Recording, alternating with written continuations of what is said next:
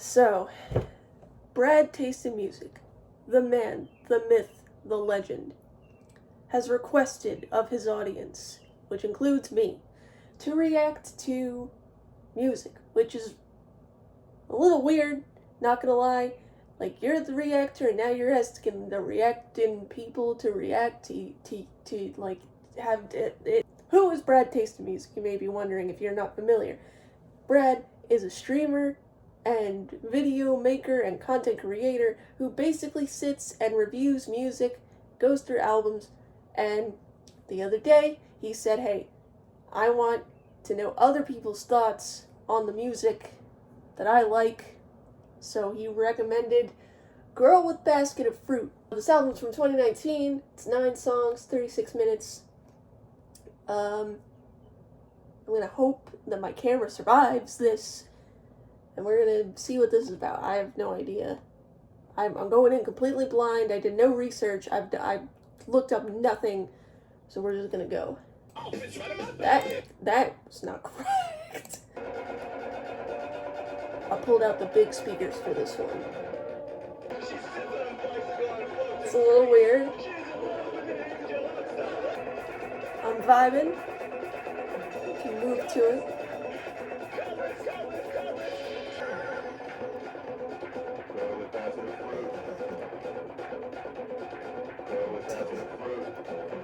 Alright, hold on. We're pausing because there's a wide range of things going on here. There's like boops and bips and weird vocal effects and very distortion. It's distorted. It's wild. But it's got a nice bump to it. I'm like bumping along. I don't know how seriously I can take this. My brain is rotted with like distorted memes and stuff, like, you know, the bass pieces, whatever. But I'm gonna try and I'm just gonna see what's going on. There is so much going on.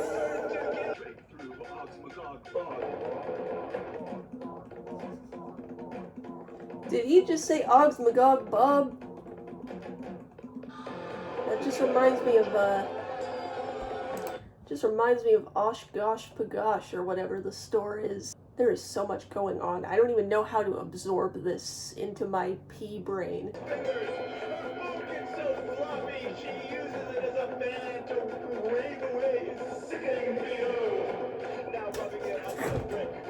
What?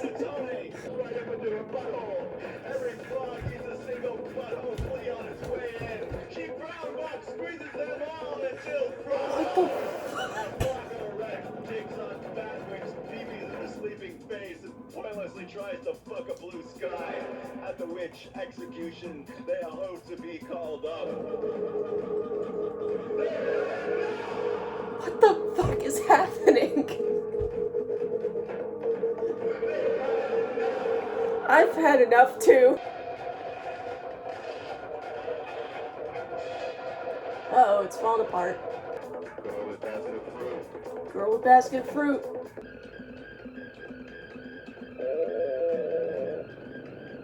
Satan? Hello?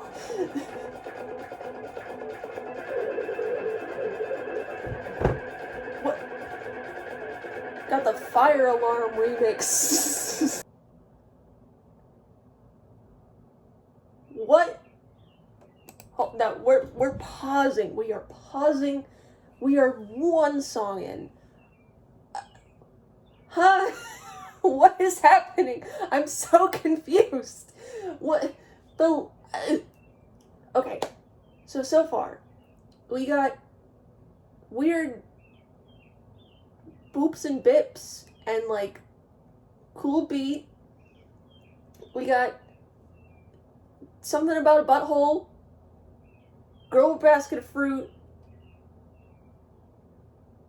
and whatever that ending was. I am speechless. We're just gonna keep going. I feel kind of bad pausing, but it's so, like, there's structure to it, but it feels unstructured, but in a, like, good way.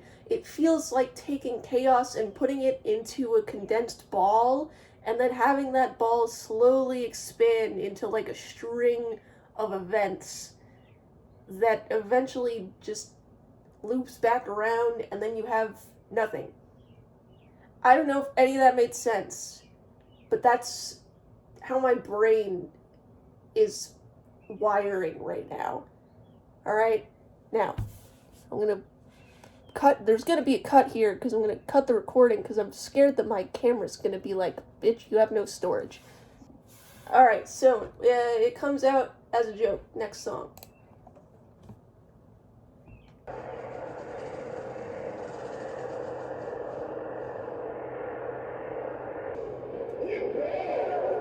Jesus.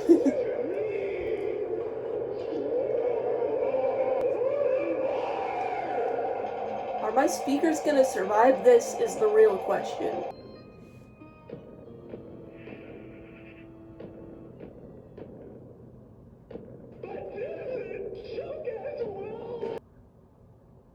Okay. That was It Comes Out as a Joke.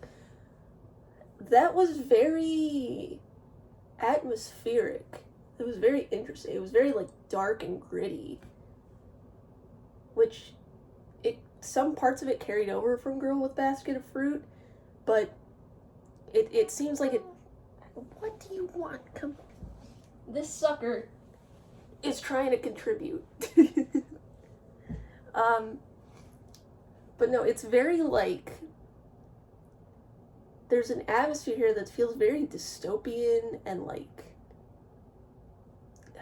like, industrial, and I'm an artist, so I'm trying to, like, picture this with, like, visuals in my head. I'm just picturing, like, this run-down, dystopian, like, hyper-industrial factory setting, like, where everything is dilapidated and rusted away, and there's just this guy going on.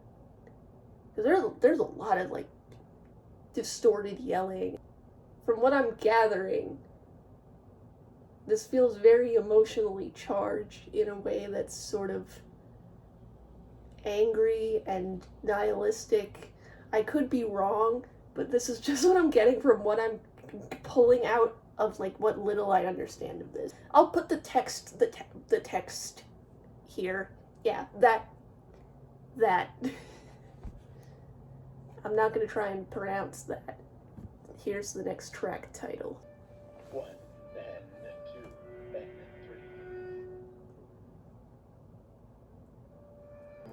3. Don't look, sweet old friend. Don't look, little sister. Don't have a hand. I will behead all saints. I will. Okay, that was really there. I'm struggling to, like, put into words what I'm feeling about this. It started out kind of, like, silly almost to me, bits and parts were like, oh, that's tickling my funny bone, but now it's getting into, like, really somber, moody, sort of just this dark atmosphere that's honestly something that to me seems like contextually, as it keeps going, goes into more of, like, the ramblings of someone who is just lost. But no, I don't really know what to say to this one. It was very, I don't know. Maybe I'll have more to say about it once we conclude with everything. Ice Cream Truck, track number 4.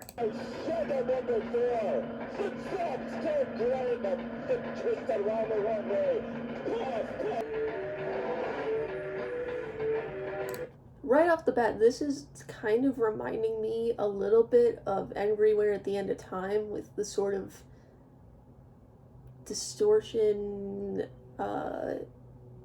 I know I keep using distortion as the example. That's, like, the ultimate. but like the degradation, I should say, of it. It sounds very degraded, and like there's it sounds like there's grime. You know, it sounds like a record with like too much dust on it. It sounds like decay, honestly. Like the music itself sounds like decay and like chaos. It's really interesting.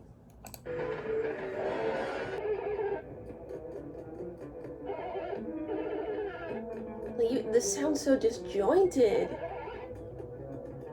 Like literally, it sounds like broken.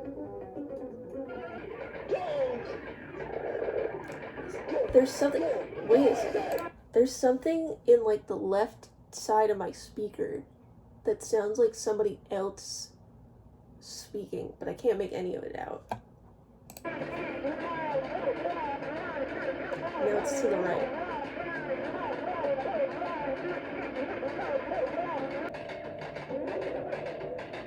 Smile, donut. That was Ice Cream Truck.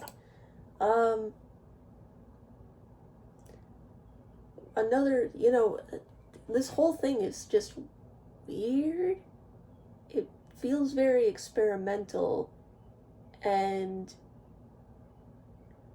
again, I'm not sure what I'm quite getting out of it yet, but it's one thing I will say is that it is not boring. It is definitely not boring. This is like the most entertaining, like brain pick apart thing I've listened to in a hot minute. So we're just gonna keep it going. Pumpkin Attack on Mommy and Daddy is the next track. So far, everything has felt very fast. It's like nothing's dragging. It feels like no time has passed. It's weird.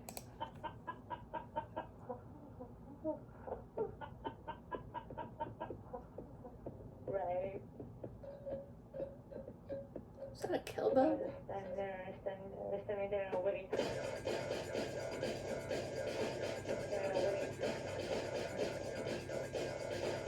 There's a very boingy noise in the background.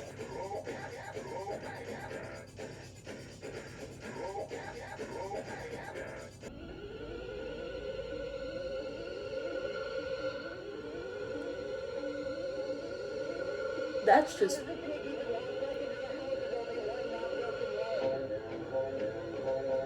What is happening?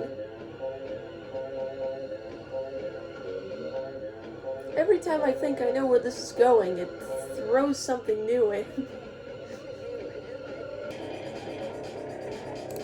See, this is terrible. I feel like there's no good pausing point for this, but I want to talk about how, like, there's so much going on. There's, like, overlapping, like, samples from what sound like conversations, and it's got a nice groove to it again, like the first track, whereas some of the others weren't really get up and move, but more of listen and think. I feel like this is sort of a mix of the two, and honestly, it bumps. Can't lie, it bumps. In terms of the order of operations, it's very strange. The whole thing is just strange, but it's delightfully strange. It's weird in a way that's like speaking to me.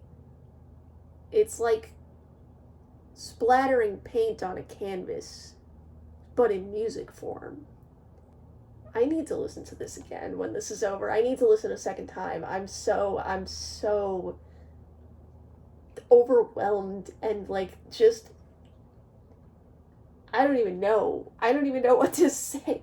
This is so interesting. I've never been more interested in trying to figure out what I'm listening to and really do my own sort of deep dive into it. So it's very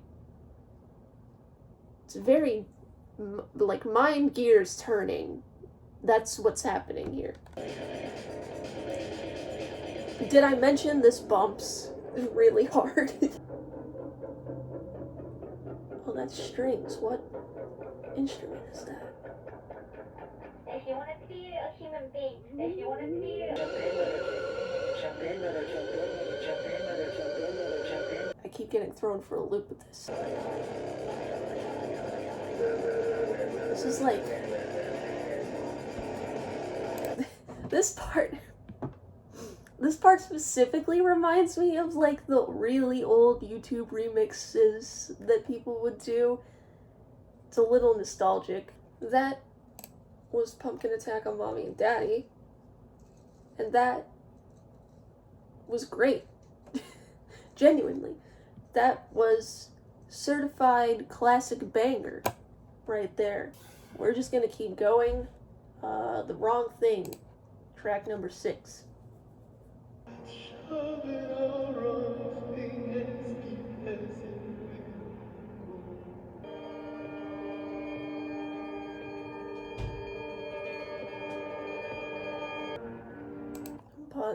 I really don't want to be pausing, but this is so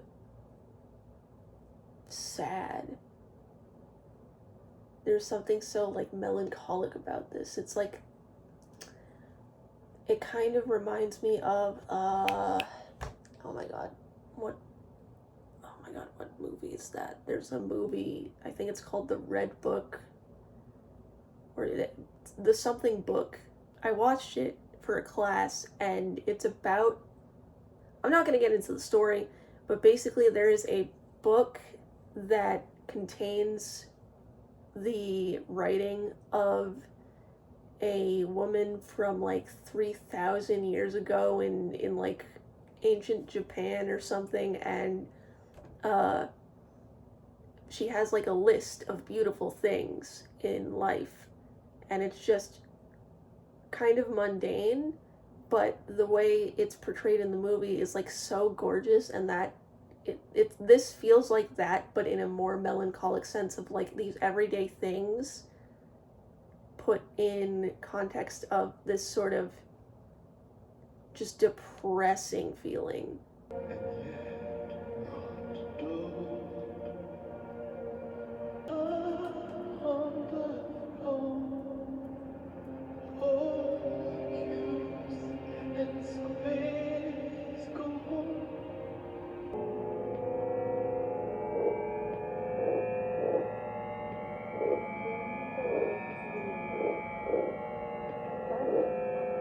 We're back to it being creepy.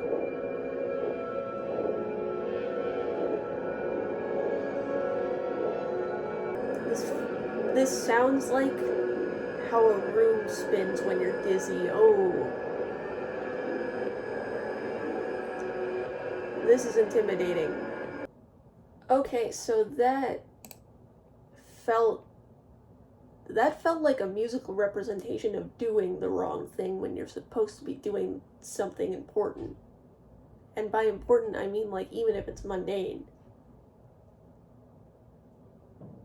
Feels like paranoia in music form. I feel lost I just feel, like, lost in the brain right now. I have no other words to describe. So we're just gonna keep trucking through. That ending gave me anxiety. That ending is my anxiety. Oof. It's like that saying of, like, art comforts the disturbed and disturbs the comforted. This is, like, a prime example of that. Because there's something about it that is kind of comforting, but also deeply disturbing in the way that it is kind of comforting. Mary Turner, Mary Turner.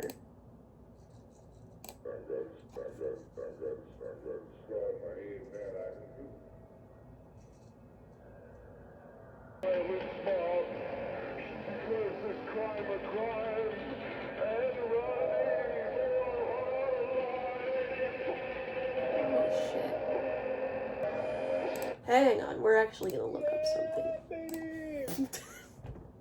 Ignore my Charlie soundbite, hold on. It seems to be referring to a victim of a lynching in the late 1800s, early 1900s-ish time period. Wow. Captured at Folsom Bridge. Gasoline and motor oil smeared on her clothes. She is hung up by her ankles from the tree.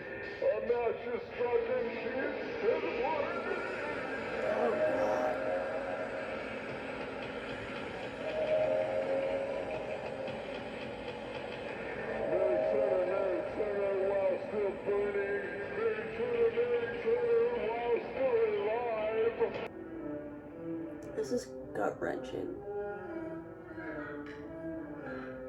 Ew. I don't like that. No. Oh, God.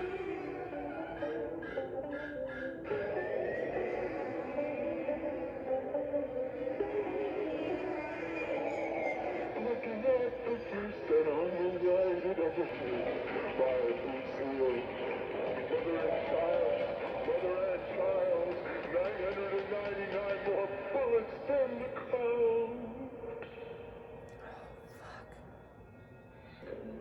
Fuck your war. Fuck your truck. Fuck your flag. Holy shit. I'm taking a break. That was... I'm taking a break.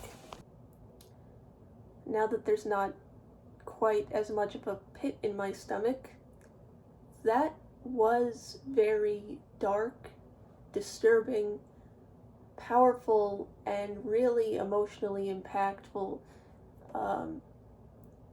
It's literally basically just laying it out in a horrible, gruesome, no sugarcoating way that makes the it just makes the horrible situation feel so just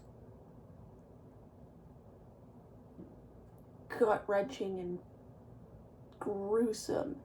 It feels like witnessing it in a way, almost. It's...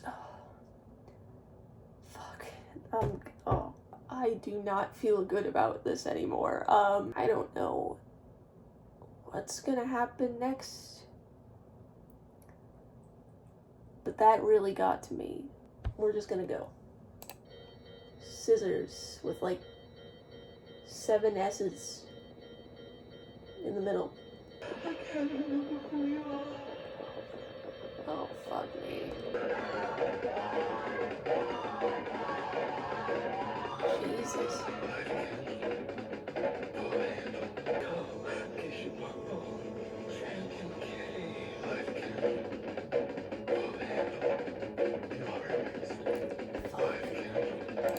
Oh, alright. From what I'm gleaming, I'm not looking at the lyrics directly, but this feels very,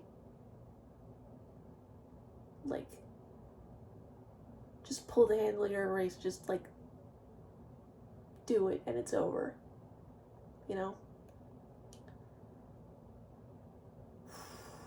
This is so heavy.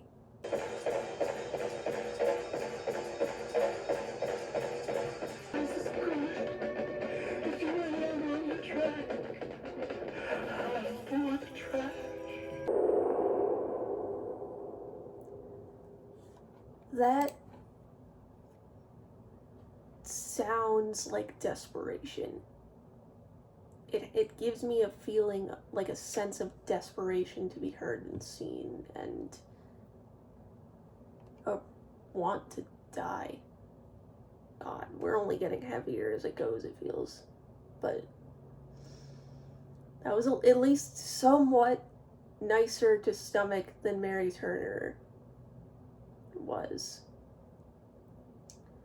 We only have 1 track left, so I think we could do this without completely having a breakdown. Final track, Normal Love. We're just going.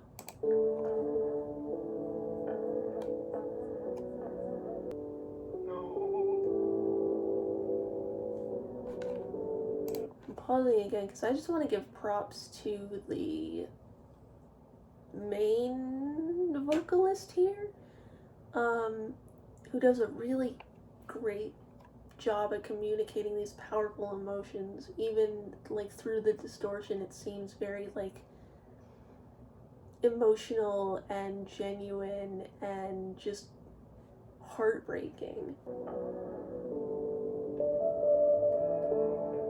Sprinkle gold dust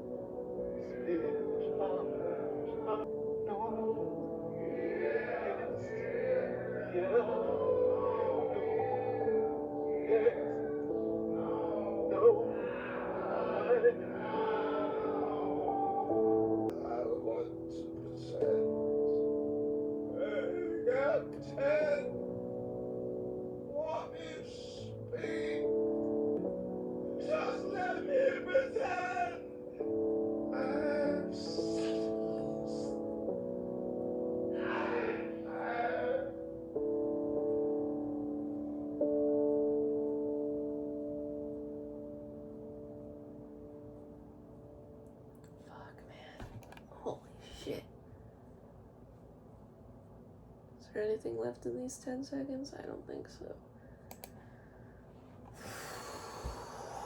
Fuck. Something about that. Just the desire for normalcy is something that I can personally really connect with, and I don't even know what I'm trying to say anymore. This is honestly one of the most powerful albums I've ever listened to. I can't believe I started off laughing at this. I feel kind of bad now.